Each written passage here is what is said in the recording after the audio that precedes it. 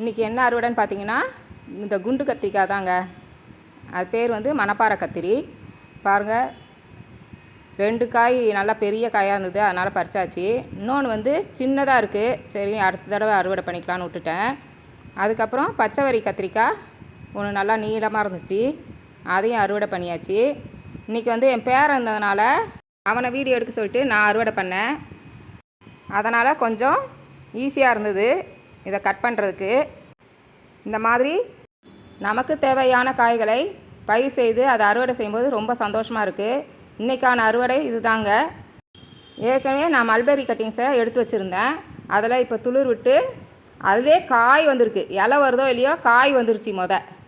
பிஞ்சு வந்திருக்கு பாருங்கள், அங்கங்கே நிறையா. அதே போல் இன்னொரு தொட்டிலையும் வச்சுருக்கேன், அதுலேயும் பிஞ்சு வந்துருச்சு. இப்போ ரொம்ப சந்தோஷமாக இருக்குது. இனிமேல் நிறைய மல்பெரி நான் அறுவடை செய்ய போகிறேன்.